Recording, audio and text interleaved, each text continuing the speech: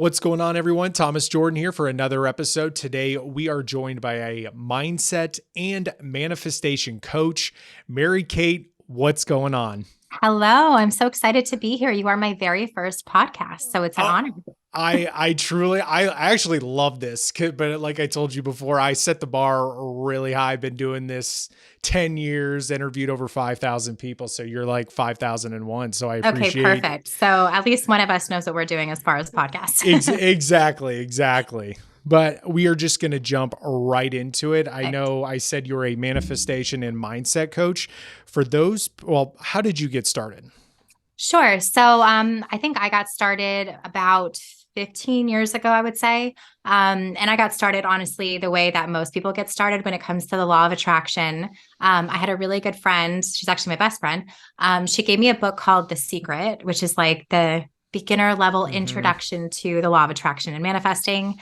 And I'll never forget. So I was reading the book. She gave me a couple crystals. So I'm sitting on a park bench. And I lived at New York City at the time. So I would go to Madison Square Park all the time. It was my favorite park. I'm sitting on the park bench reading the book, The Secret. And there's a part in the book where it comes up that says, um, repeat to yourself in your mind or out loud, the universe is a friendly place. So I remember sitting there on a park bench and I just said it in my head, like the universe is a friendly place. And immediately a homeless man walks up to me. And in New York City, you never know where that's going to go. Luckily, it was a crowded place. Yeah. And all of us on the benches are kind of like looking at each other and we're like, okay, what's about to happen? And this homeless man has this ripped up, torn up duffel bag. And, his clothes are ripped. His bag is full of bottles, cans, just, I don't even know what else was in there. And he pulls out the most single, beautiful red rose that I've ever seen. Not damaged, not bent, not broken, just perfect, beautiful red rose. He handed it to me and walked away. And from that point forward, I was a believer. I was fascinated. I wanted to know everything and anything about manifestation. Um, so that kind of set me on my journey to where I am now over 10, 15 years later. Um, and I've studied so many modalities. It's not just the law of attraction. I've looked into brain science. I've learned how to rewire neural pathways. I look into the science-based combined with the woo. I like to do the spiritual and the practical at the same time. So it's been a journey, but yeah, that's what started this journey for me. And it's always so interesting to me how just like little things like that just like jumpstart a career. Like Yeah, for me, and I didn't even know this was going to be a career. It was more just one. I had to know everything. I had to know why in that moment something like that so insanely out of the normal realm of anything else could just happen like that after I put out the intention and the thought of something, and having something like that an experience show up was just mind blowing to me. I was fascinated. yeah, and it's so simple. I always make the joke, and I think the saying is, you like knowing what you want to do is half the battle. And a lot of Yeah. people don't even get that because they just really truly don't want to do. And I didn't understand that for the longest time. I would ask friends and they're like, I really don't know. But for me, I always wanted to be a TV host. And back then or just a long time ago, that wasn't even like that title wasn't even a thing. And like I Yeah. saw Carson Daly on, and we had just got cable, right? There was no direct TV. You couldn't fight on the line with Comcast or whatever. And I saw Carson Daly like on TV on TRL, talking to these bands, interacting with people, playing games. And I'm like, man, this guy gets to do all that and get paid. I was like, I want to do that. So from then Exactly. on, I don't know what it is. I don't know if it's like our brain just switches into like obsessive compulsive mode. Cause I did the same thing. It's like you start going down that rabbit hole. I was like, and this is with dial up internet. I still didn't know what it was. They were called VJs, and they used to hold like this I whole, remember those. yeah, it's like want to be a VJ. And like, it was just, that's what you had to do. You had to send in tapes. I didn't know how to do any of that stuff. Oh my gosh, did you put yourself on tape for an MTV VJ? Yes and no, sorta. So I didn't know what it meant. Like, I didn't know what video editing was. I didn't know when they're like, send us a tape. I'm like, what do you You're like mean? a cassette tape? Yeah. Like, what does that mean? And then, and then the real world was still a Oh my thing. gosh, I remember The Real World. And I saw these people go on The Real World on MTV, and then all of a sudden they started to get these hosting gigs. I was like, okay, well then that's the path I have to That's the go to. pathway, reality TV So career. from so from 18 to 24, I auditioned and I was this close one time. I mean, I got through the ranks and I was this close, didn't get it. Oh, thank goodness, because looking back at it now, I almost feel bad for some of those The people that they're cringe-worthy things you would have done on a reality show. oh, and I would have been the villain. I told him straight up. I was just like, my mouth gets me in trouble. I got you, whatever. And they would But have loved that angle. That's probably why oh, they were they about to were get they you. were eating it up. They're like, well, would you do this? I was like, huh, yeah. But in my head though, I was like, okay, I'm under the umbrella of MTV, and I can get I can break in Get your foot in here. the door. And then it's like, okay, well, obviously that didn't work out. And then I saw people in news, and then I wanted to be on E. And then I just went down that rabbit hole of like, what do they do? And they all had news background. So it's like, oh, you got to get in news. So I was like, okay, well, I'm getting in news and transition entertainment. That's exactly what I did. But long story short, kind of like what you said, it's just, we just go down these crazy rabbit holes where it's just like our brain takes over. It's like, it sounds like to you, you just had this overwhelming feeling of like, okay, this is definitely something I'm interested in, and just going all hands on deck. Exactly. And it's almost like everyone's always like, well, what am I meant to be doing? What's my purpose in life? I get that question so many times. But oftentimes, I hate to sound cliche, but it will find you. All of a sudden, you'll get inspired to, like I said, like I dove right into it. I had to know more. I had to learn more. And those things are actually really inspired action, which so many people hear about in the law of attraction and manifestation, inspired action, but they don't actually know what it means. Inspired action doesn't mean you have to like go run a marathon or go call this, like, it doesn't have to be this like big thing. Sometimes inspired action is like, I have to know more about this. I have to research more about this. I have to dive more into this. And it always leads you to where you're kind of meant to be. Hmm. And do you find do people like what is their biggest struggle? Because I know, like you said, it sounds like we were one of the lucky ones, the lucky two, to know kind of what we wanted to do or had a basic direction. And I still know people nowadays who have zero clue what they want to do. They're still working their 9 to 5, and they just have no clue.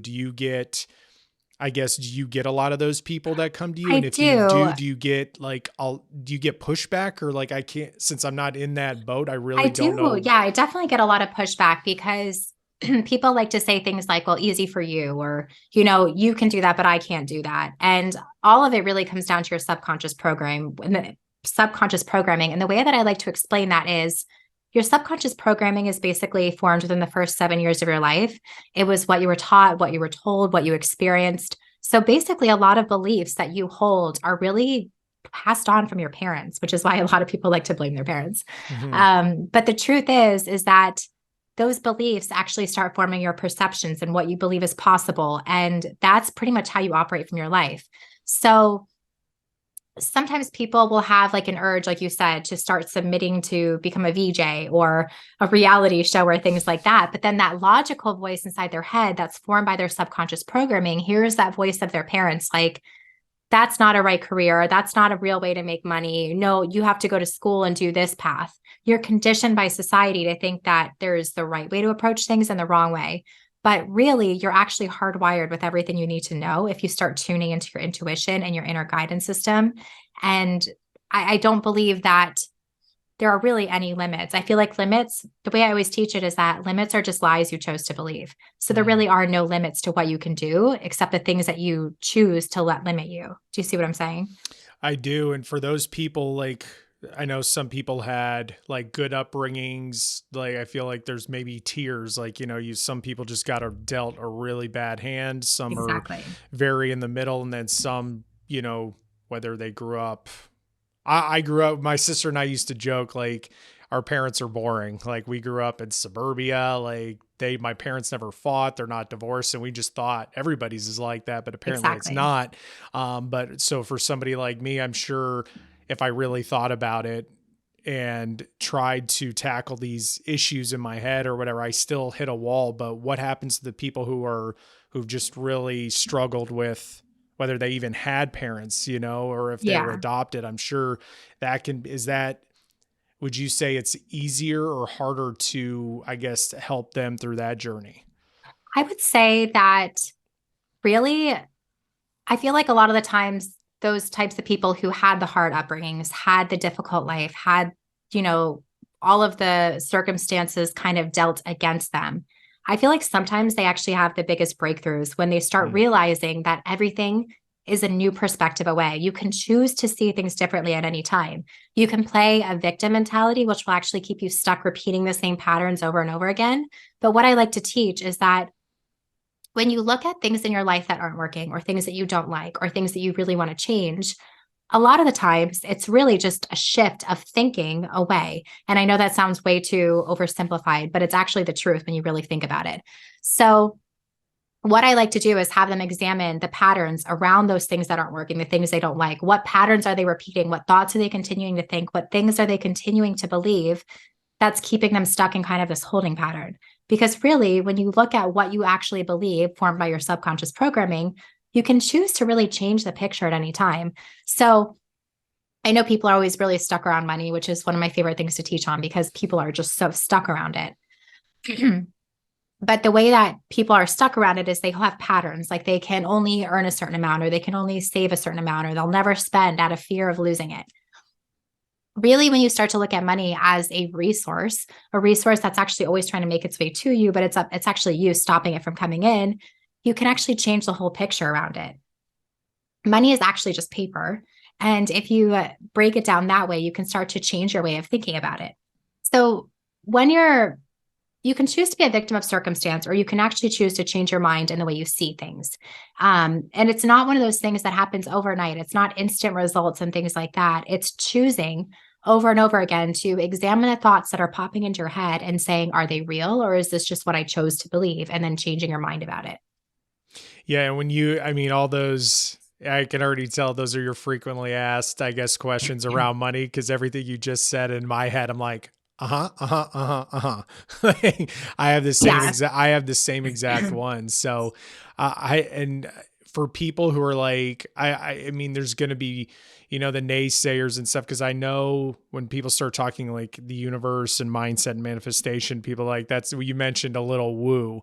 And when Yes. I would have like 5 years ago, I don't know, 10, no, cause I picked it up in LA. I never like, cause Everyone picks it up in LA. I'm the opposite. I picked it up in New York, which is that, like oh man, not heard of. I picked up the whole manifesting thing, the crystals, the what's the other thing that's out there that's There's Reiki, yeah, there's a lot of I mean really there's so spiritual much stuff. stuff and I was just like, nah, this isn't it. And then you start to like see like little things, you start dabbling in manifestation a little bit and then once you start seeing just like a hint of it working, you're like, I know. And like it's it's like a it drives me insane because it's not magic. It's actually less woo than you think it is. Mhm. I've had so many people roll their eyes at me, and I truly don't care because they're not forming my reality. I'm forming my reality. So whatever they choose to believe can keep them living whatever life they're living. But I don't believe in limits. So anytime I come up against something, I like to think of it as kind of like it's like a little bit of resistance. I'm always reaching new levels. Anytime where I'm reaching to something that I've never experienced before or something that seems kind of big and like impossible, I like to play around and realize that, okay, so I'm reaching this limit. How am I going to go past this limit? Like, how am I going to achieve this? How is this going to happen for me? And I just keep going forward, forward, forward. Like, I actually made a whole video about this where I talk about how the law of attraction is actually based a lot in quantum physics. It's based in psychology. It's based in, sorry, brain science. It's based in so many different things that a lot of it is actually less woo than you think it is. Mhm. And that's the thing too, because I want to also break it down for the naysayers as well, because I know this type of stuff, you mentioned the word magic. So I know people, when it comes to woo stuff, I know for some, it could be like taboo for the religion that they're a part of, or this is just like hocus pocus stuff. And I mean, when it comes to more so like the religion stuff, because I could see you getting a little bit of pushback from that group Yes, respectfully. I get that all the How do time. Like, can yeah, I manifest if I'm Christian? I'm like, yes, it has nothing to yeah, do with so but religion. because like the Bible clearly says that like like a whole has to, like, I know some people would file it under like tarot cards and what's the other one, just like palm readers and things like that. I mean, Yeah. people panic and they're like this, but that's not what you do. That's not at all what manifestation, the law of attraction is. In fact, there are actually so many Bible quotes that directly support the teachings of the law of attraction and manifestation.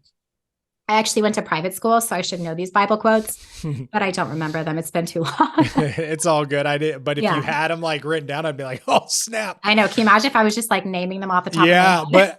but I wouldn't be surprised either, because there's no way that you wouldn't get any pushback or any like people just asking you questions or just doubting you. Right. Exactly. I have a client who's an energy healer, and it's her story is so funny, but like I guess her husband was like, and his family, like the whole family, like they're super family oriented.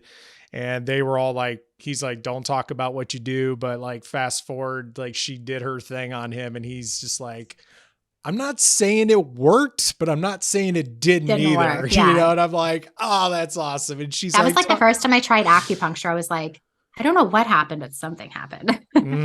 yeah. So that's just, yeah. So I just wanted to like kind of clear that, because I know that whether you're going to use this and people from your audience see it, I just want to kind of like clear that air, because I know some people would, you know, be like, well, this is in the Bible, that isn't, or if for just Christians who are maybe even worried about Yeah, working it's with not you or like, learning about manifestation and things like that. yeah, one second. Let me cough and let me get right back Sure. to that. This course happens right when I jump on a podcast. All of a sudden I have to cough.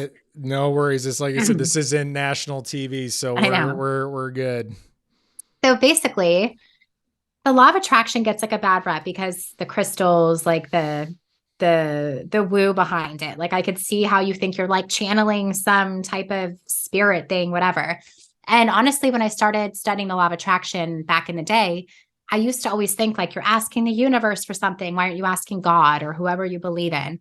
But really, what I've learned is that it's not some outside power that you have to ask for something. It's really about a shift from within that you're deciding you get to have something, or you're deciding that you want something and shifting into having it. It's really nothing outside of yourself. Mm-hmm.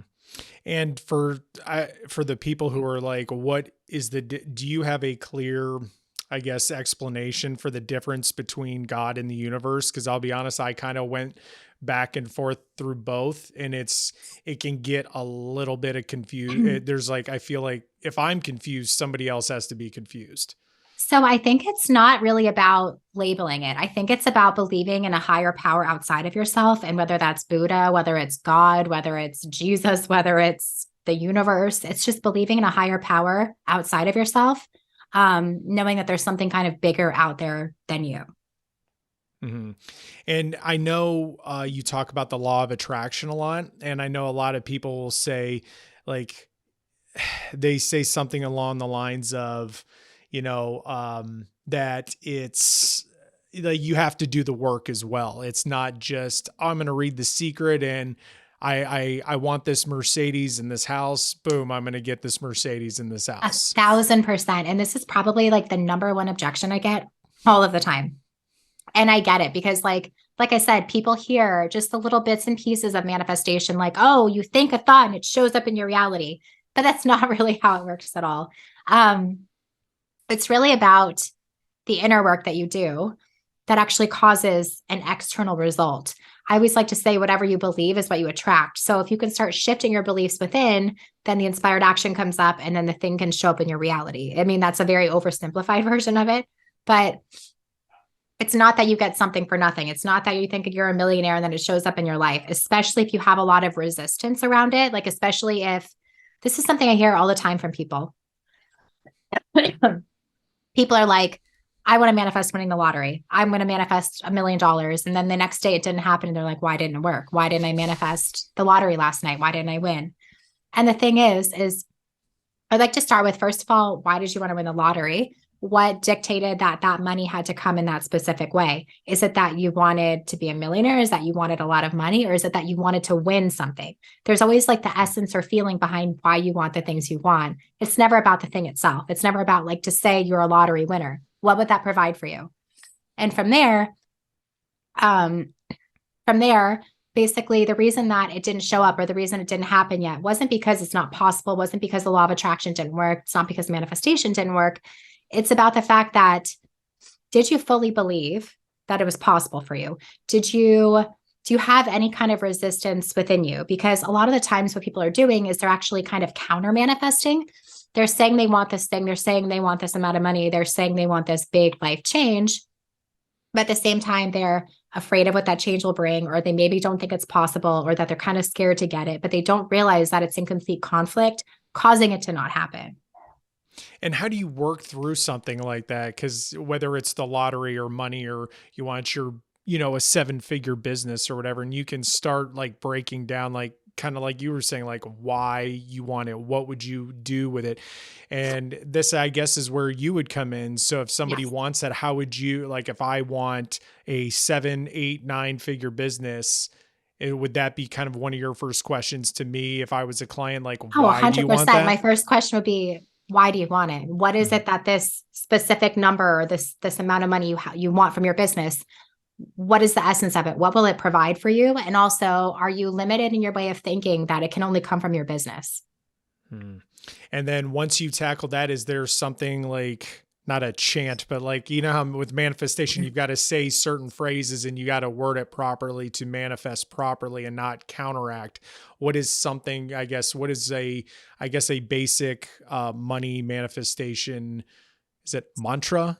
Mantra, Or there's mantras, there's affirmations, there's so many different affirmation? I don't options know. I that don't know all the terms. There was so much. I was like, oh my gosh. that I think that the difference is that, so I always teach that manifestation is not a one size fits all approach. So what affirmation might work for so and so, it might not work for you. So like it's always take what works for you and leave the rest. And the way that you know something's working for you is when you connect to it, when it's really starting to shift and influence your thoughts and beliefs. Here we go again. Um But basically, like in the step that you said where you wanted to manifest an 8-figure or 9-figure business, we start with the essence of why you want it, what it provide for you, and are you limited that it can only come from your business? From there, you start to look at any resistance you hold. You start to look at your subconscious programming and work through that. And I say that like it's an easy thing to do, but it's a lot of really deep inner work. It's you looking at what that teacher said to you when you were in the first grade that now caused you to believe that you'll never be a successful business person, or something your dad told you when you were 3 about having to work really, really hard for money, or so many different things in your subconscious programming that you're probably not even aware of. And subconscious programming runs about 95% of your life. So if you aren't willing to dive into that programming and work through what's there, it's not going to be impossible to manifest, but it's going to be really, really difficult to manifest those bigger things that you want until you can kind of clear the resistance you hold around them. And how long does it take to clear the resistance? Is there, like, I know it depends on the person, but is there like a ballpark? Like, That's are we like the talking million dollar like, question. yeah, It's really such a personal, deep inner work that you could clear a block probably within minutes, days, hours, years. Like it depends on kind of how deep rooted it is in your subconscious programming, what kind of beliefs it's formed. Like I always say, you have these really core beliefs. You have these really core beliefs about kind of everything that's really important to you: money, relationships, jobs, like things kind of deemed necessary for survival. So the core beliefs that you hold around them run really deep. So it takes a little bit, I don't want to say longer, because like I said, it's a very deeply personal process, but it's going to take a lot more reflection and deep inner work to kind of shift the things that you truly believe to be true. yeah. And you mentioned counter manifest. Yes, it's a Hold on, mouthful. okay, yeah. You mentioned counter manifestation. Yes. What does that mean, and what does that sound like? So it's basically you wanting something, but putting out a conflicting energy from actually having it. Like, I want an 8, 9-figure business, but I'm also scared of like how much, what are the details going to look like? How much am I going to have to work? Or I want this 8 or 9-figure business, but I'm afraid of putting myself out there. Or I want this 8 or 9-figure business, but I'm worried that I'll lose all the money, or I'll spend it, or, I'll fail, things like that. And some of these counter manifesting issues, you don't realize you actually feel this way until you really start to kind of dive into that deep inner work. You're like, where am I feeling blocked around actually having this? Is there any part of me that's scared of having this or, fears having this? And that's how you can kind of figure out your counter manifesting. Yeah. And as far as like working with clients and things like that, I know some are easier than others. Have you had it so where like it kind of had like a rough start with the client, like they're like, I don't know about this, and then all of a sudden they had a huge breakthrough, and then they're like, Those are I'm like some of my sorry. favorite people to work with. And honestly, what I've discovered in my decade plus of research, so what I've discovered and what I teach is that everyone has obviously 5 different learning types. There's physical, visual, verbal, auditory. I forget which one I didn't say. No, And I know what you're logical. talking. Is that like an NLP thing? Because I have a friend who's It's NLP and he not because works I've with. actually never Oh, done okay. any NLP. Oh, I'm like one of the okay. few coaches who haven't. I'm trained in rapid resolution therapy, RRT, but not NLP. But so I the way that you experience the world, the way you sense the world is actually going to affect the way that you manifest. And I tend to find that the people who struggle the most with manifestation are the logical learners because they like to have all the answers, all the facts. They need to know why they're doing it, what's happening. Like they overthink things. And honestly, they have some of my favorite breakthroughs. But with them, I like to use kind of brain-based, science-based approaches with them because when they realize that it's really it, like I said, manifestation is less woo than you think it is, then it really starts to click for them that the way I like to explain it to logical learners is that you have your subconscious programming, things you were taught, things you were told, things that actually you experienced in the first 7 years of your life that formed your beliefs. And then from your beliefs, you start to actually form perceptions of the world. Like whatever you believe is what you're experiencing the world at. If you believe that money is really hard to come by, that's kind of your perception of how you're going to keep experiencing things. And that's actually going to dictate your actions. So you have this subconscious programming that was instilled by your dad that money doesn't grow on trees, money's really tight. It's kind of like something you have to worry about. That forms your belief that, okay, money is something I have to worry about. That starts to determine your perception of the world that you have to work a certain amount of hours, like money has to be hard. And then all of your actions kind of line up with that. You think that money's hard to make, so you're afraid to spend. Like, do you see how it kind of just turns into an avalanche? Oh yeah, and I am one of those logical thinkers. And once again, the avalanche is happening in my head as you're going Yeah. through. And what's crazy is that if you really think about it, like based on psychology, take the woo out. Really, the beliefs that you continue to the beliefs that are sorry, the beliefs that are deep within you really are just kind of a confirmational bias. Like you believe that something is the way it is. So in turn, that's the way you experience it. But when you can change that, you can actually change your experience. Hmm. It's pretty fascinating because a lot of people don't talk about this, how there's kind of like a self-fulfilling prophecy. And if you believe money's hard, everything is going to line up and money's going to continue to be hard. If you believe that you are unlovable or like you can't hold a relationship, then everything is going to kind of work in your life to confirm that. Your life is kind of a reflection of everything that you believe. It's just confirming what you know to be true, which is just your beliefs. Hmm. And can you coach yourself? Like I'm sick because I feel like, and this is your area of expertise. I feel like myself and not everybody listening or watching, but I'm very self-aware and I'm like, okay, well, why do I feel like this? And I start going down Self-awareness my, club. yeah, like I just keep really going down, but it's like, do you know, I mean, can you coach yourself or is it like do you need a guide? Cause it's like, once again, I've watched a handful of your videos on YouTube about like money manifestation and like all this stuff. And it's like, wait a minute, am I doing this right? So it's like, I guess I think I just answered my own question. You could do it, but Yeah. So I've gotten to the point where like I can walk myself through things because people like to think like, oh, you're a manifestation coach and you're a manifesting expert. So like nothing bad ever happens to you, or like you always get what you want, like right away it happens in thin air.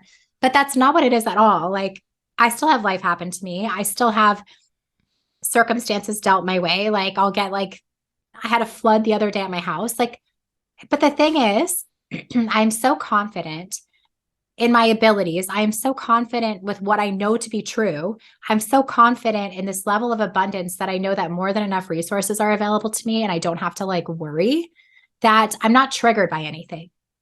It's sort of this hard thing to explain, but it's like this emotional regulation where a circumstance doesn't get to dictate future things. The circumstance doesn't get to dictate what I believe to be true. That little flood in my house is not going to make me spiral out of control and be like, oh no, like how much is that going to cost? Oh no, money, like, oh no, this, like, no, it was what happened. And like how I approach things moving forward is up to me. I know for sure that everything always works out for me in the best possible way. That's one of my core beliefs. And if nothing else, I encourage you to play around with this. Everything always works out for me in the best possible way. Because then when things happen, life happens, things get thrown your way, you're not derailed by it because it doesn't matter. You get to choose what's next. You get to choose your reaction and then how future things are going to move forward. Do you see what I'm saying? Like your circumstances don't dictate what happens next. But what was your first reaction when that flood was happening? So I looked at it. At first I was like, what is that? And then I realized what it was. And I was like, okay. So I was like, I just immediately jumped into action. I'm like, okay, need to find a plumber. Now I need to move this stuff out of the way. Like I just moved into action. I was like, what's next? Like, it's fine. Didn't derail me. Not a big deal. Like everything's fixable. Everything's replaceable. I'm not deeply attached to anything where it could shake me like that. You know what I mean? Like it's kind of detaching from what's happening in the present. Like if something you're not liking, like it's detaching from that and knowing that you have the power to shift within and dictate what happens next. Because if you're triggered by everything happening in your life, you're just going to keep living from circumstance. Yeah, and how do you get that to stop? I mean, even though we're all It's human, just and I'm constant evaluation. It's like, I mean, when things happen to me too, I look at my reaction. I'm like, what's making me upset about this? What's triggering me about this? Like, can I see this differently? I choose to see this differently. This is how I'd like to move forward. God, angels, universe, whatever you believe in, show me what I need to do. Show me what's my part. Show me the next steps. I'm willing to do my part. And I let the doors be open for me. It's really funny. There was this video that I really wish I saved. I think it was like one of those like meme type videos. And it was that Mr. Bean character, and he's walking, reading a magazine on the top of a roof. And he's walking and he's about to go off the ledge. And all of a sudden a bus pulls up and he steps onto the bus, and like another car pulls up and he steps on the car. And like he literally just walked off a building and is reading. And like all these things just keep showing up to support him. And that's the way I like to explain manifestation. Like you don't have to know what's on the other side of that roof. You don't have to know what the next steps are or how it's all going to play out, to just kind of be certain of the outcome and then watch how it all plays out. Like when you're certain of the outcome, I think it's from A Course in Miracles. There's a quote that says, those who are certain of the outcome can afford to wait and without wait without fear or something like that. Like not be worried, because if you're certain of the outcome, you don't need to worry about how it's all going to play out. That's crazy. Yeah. Man, that is good. Cause I know, and that's the thing. I even try to do that myself. When you just We get all do. worked It's human up. nature. I still have moments where I'm like, okay, I want this, but like, how? Like, how is that ever going to work out? Like, how? And then I let go and I'm like, I don't care how. Another favorite affirmation is, I don't know how or when, but I know that it will. Like, I don't need to know how, when it's going to show up. If I'm so certain of it internally, it's the law of assumption. Whatever you assume to be true is true. And what other affirmations are popular with you, or just you personally, that you say to yourself? Oh, so like I said, everything always works out for me in the best possible way. The thing is, like with affirmations, you really have to connect with them. So that's when I connect with. And like anytime something's thrown my way, I don't have to worry because I know it all works itself out. Like it's not up to me to like figure out the details, and me worrying about the details isn't going to fix anything. So instead, I shift into confidence that it always works out for me. And it does. Um, I know it sounds like very whatever, but it's true. Like I encourage you to adopt that core belief for you and watch how your life starts to change too. But yeah, everything always works out for me in the best possible way. I don't know how or when, but I know that it will. Those are two of my favorites. One of the ones that I adopted a couple of years ago was really triggering for some people because I think they felt some type of way. And when something triggers you, notice what within you doesn't believe that's possible for you too. But I always get what I want or better. And I know people are like, well, you always get what you want. Like that's selfish. But no, I think that I think that the desires in your heart are all kind of leading you towards your greater purpose, or you wouldn't want them. That's why I always focus on the essence of what you want versus what it actually is. But when you lean into, I always get what I want or better, it doesn't matter if it's not the exact thing you wanted, it'll still be better. And if you always believe that you get what you want, then that's what you will start to experience. And when you say people were feeling some type of way, like, were you just getting comments, Oh my God, I DMs, was getting people emails? like, oh, self absorbed. You always get what you want. Like, I think someone called me a brat. I was like, I'm Good. not You're triggered like, by good these one, things. Karen. I Like, know, like I'm not triggered. I'm not triggered by what people think of me because like I said, like I'm in charge of my reality. You're in charge of your reality. If you want to keep living in circumstances that you don't like, that's completely up to you. And oh, like you said, another really popular question I get all the time is can I manifest for somebody else? I get this at least once a day, if not like 15 times a day. And my answer is, why would you want to? Like, I get wanting the best for people. I get, wanting to support people. I get wanting the best outcome for people you love. Totally get that. But when people are trying to manifest a specific person, this is a really unpopular opinion because there's all these other law of attraction people who are like, okay, you chant this and you get this, and this is how you manifest a specific person. I, on the other hand, I'm like, why would you want to? They have their own free will. They have their own wants, hopes, goals, dreams. What if it doesn't fit with yours? Or like, what if it's not you? I gave the example the other day and I said, like, when it comes to Brad Pitt, like, what if I was like, I only want Brad Pitt. I'm going to manifest Brad Pitt. Like, and I mean, like, do I believe that's possible? Like, I mean, maybe, like, who knows? But it's not the fact that like he has his own wants, goals, dreams, his own thing. He's in his lane, I'm in my lane. Unless it was like a mutual thing that we were both putting out the same energy of, wanting the same things, lining up kind of energetically, like both kind of being, you know, wanting the same things. Like, yeah, it could happen. But I don't like to manifest against people's will. Like, how do you know that you're the best fit for that person? You don't know what you don't know. How do you know there's not someone better? Like, that's one of the things, like, stay in your own lane when it comes to manifesting. Stop trying to manifest and control other people's lives and instead stay in your lane. This is your human experience. Let them have theirs. You can hold like the space for their best possible outcome. But like, I don't agree in like manifesting for someone. yeah. And I'm sure there's other unpopular opinions out there. So what is another unpopular opinion in the manifesting space? In the manifesting space, I would say, let me think. Or yeah, one that you have. So yeah, manifesting a specific person's a big one. Oh, that people feel like wanting certain things makes them selfish. Like there's this who am I complex. Like who am I to have $1 million? And like what would I even do with it? But manifesting's not selfish if you figure out the essence of what you want. Like I always go back to, what's the essence behind why you want this thing? What would it provide for you? And how would it work in your life to make your life and other people's lives around you better? I don't believe that anything's selfish. I believe that the desires in your heart were meant to be there, and it's all leading you forward towards what you're meant to have. Yeah.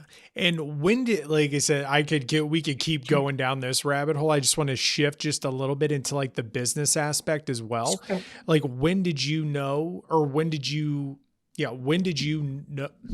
Yeah, I can't talk either.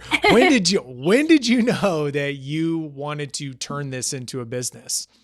So it was funny. The way it all started for me was I'm one of those people throughout my whole life that people always like to tell me their problems and get advice. Like it's just that's always been a natural thing. Ever since I was little, like people tell me stuff and then like I'm kind of the advice giver. Mm. It's always been like that.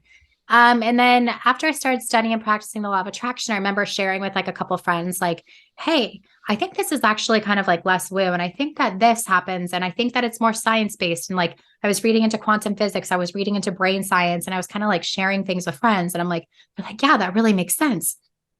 And from there, I got this weird. So like a long time ago, I realized that I used to actually be in acting like years and years and years ago. I like to be in front of people. I like that kind of energy. Like I just like being in front of people. And I remember I wanted to make a YouTube video, and I remember feeling so nervous because the topic I wanted to talk about was manifesting the law of attraction and all of these things I've learned through brain science, quantum physics, all of that. And I remember uploading my first video and being like terrified of how people were going to receive it. They're going to they're going to think I'm crazy.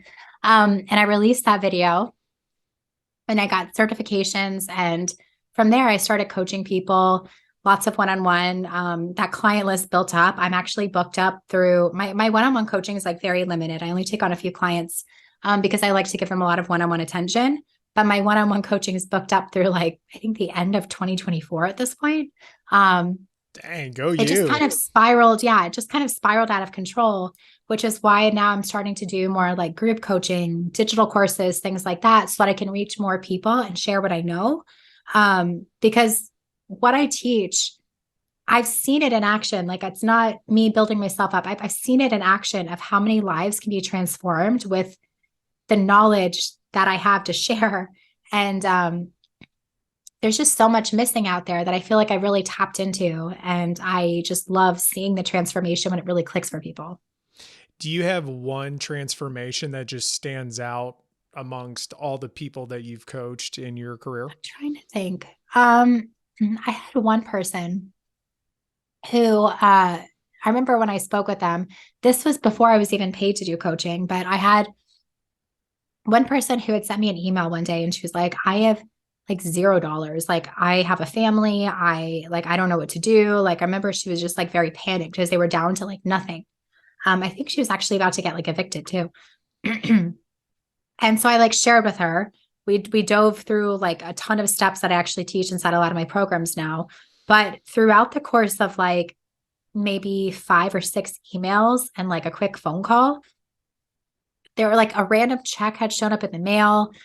Like things started building on themselves. Her husband's job eventually gave him like this bonus, and it kind of saved them from the spiral out of control that she was going into, because she was kind of letting everything going on kind of pull them deeper and deeper and deeper instead of finding a solution, which Hmm. was actually shown, like which showed up in so many different unexpected ways. So that was one of my favorite ones, I think.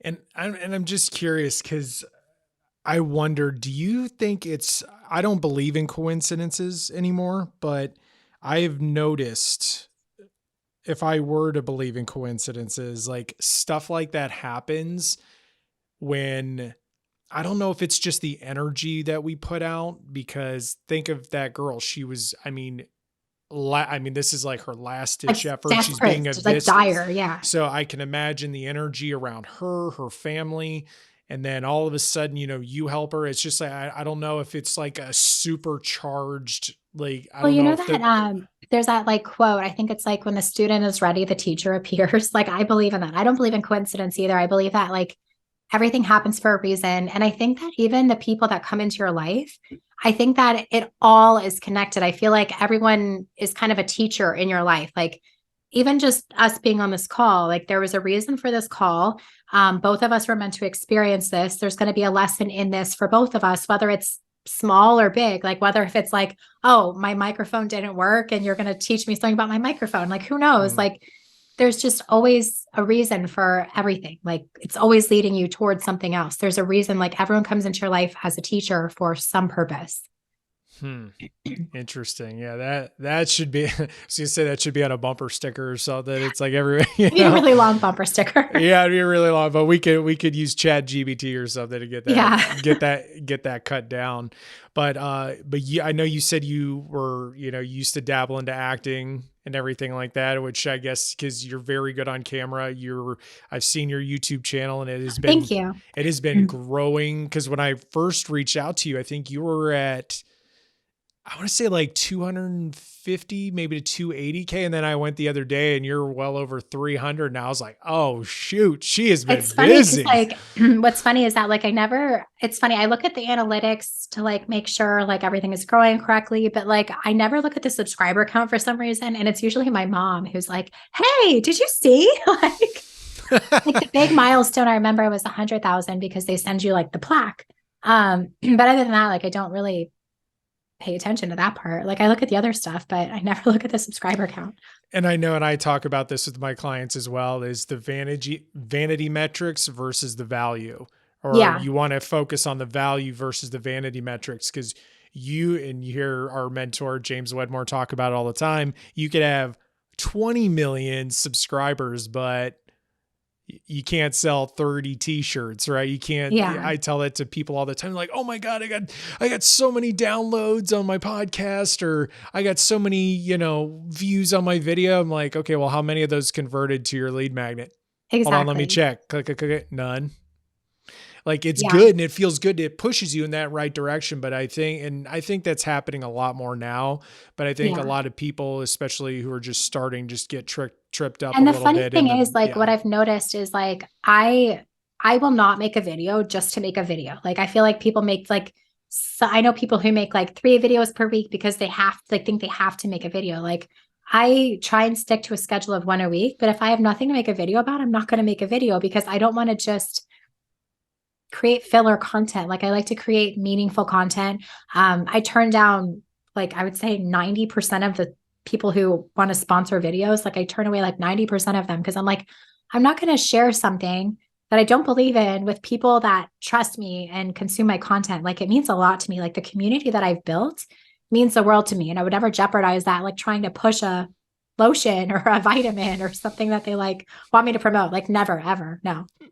Yeah, I could see you being in like this huge, like this, like what mantra or Yeah. affirmation, mid affirmation, be like, "This is Try sponsored this to you by." Jergens lotion. Yeah, exactly. So it's like it would totally kind of like throw that through a loop. But I Yeah. see it all the time too, and I sometimes YouTubers or people who I don't consider you.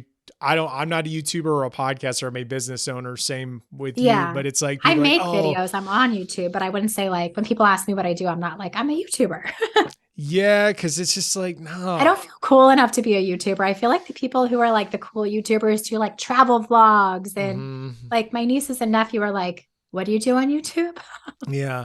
But it's like everyone gets caught up in the whole like vanity metrics thing, and like sponsorships and things like that. And then God forbid you start selling courses. They're like, you're just another course. Yeah. Still, it's like, okay, then are you going to donate money to me every month? Cause it's like this Yeah. camera, these lights, this Yeah. laptop, these monitors, my time, my expertise. It's like, I don't understand Well, why. I don't understand why people get. I get it from a standpoint because it's everywhere. yeah. Everyone's got a course now, but it's like if you only understood, it's like especially if a course is whether it's 147, Yeah. 997, 15 grand. You know how much college costs? I know. Well, so okay, that brings up a good point. You said what's like another controversial thing that I get a lot, and people are like, "Why do I have to pay you for my courses? Like, why do I have to pay you to like teach me this information?" I'm like, because I'm teaching you information that I've probably invested hundreds of thousands of dollars in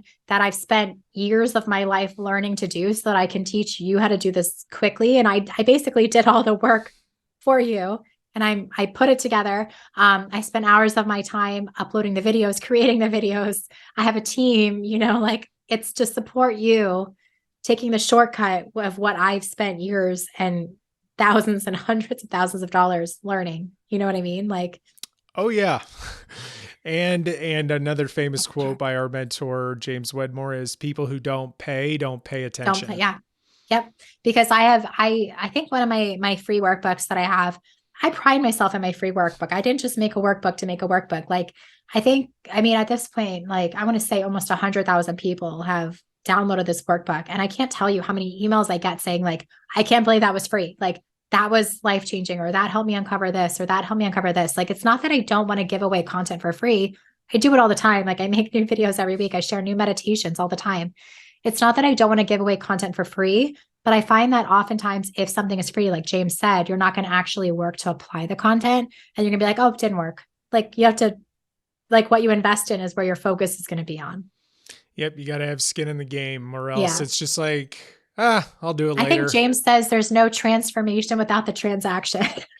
That's a good one too. He's I think that's full. what he says. If not, Yeah, I think I just made he's that up. full. I don't know. I struggle to come up with like metaphors and synonyms. And I've listened to podcasts Yeah. where he is just like, I mean, he's on his 20th one and you're He's like got on like a 15. book of like, Yeah. Yeah. And if you haven't checked him out, James Wedmore, you definitely have to check him out as well.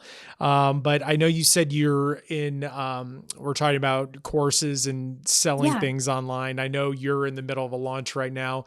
I am. What does that look like for people who are interested in potentially working with you in the future? Yeah. So right now I'm in the middle of my launch of my signature program called Abundance Academy.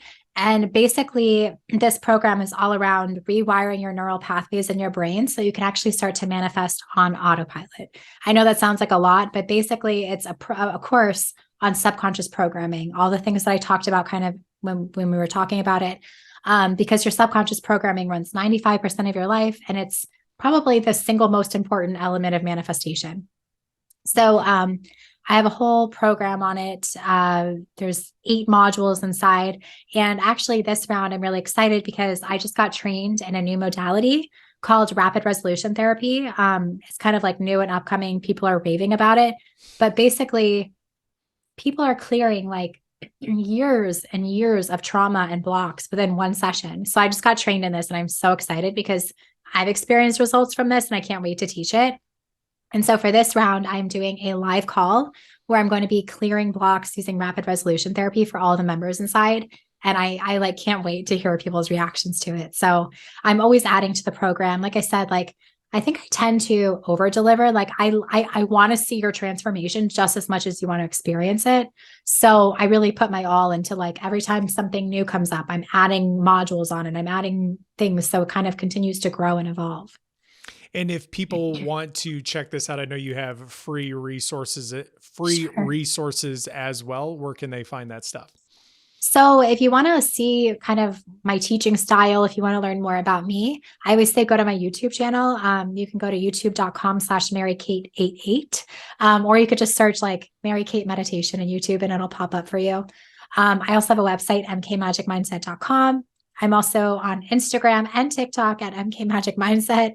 My TikTok is, I don't know, I'm trying to figure it out, but I'm on there. So Yeah. yeah. And whether you're watching on YouTube or you're listening, I'll link all of her stuff down in the description below. And last question, regardless, I know you create a lot on YouTube. If you had to create one last video, like YouTube came to you or just anything, it's like, listen, this is your last one. The subs don't matter.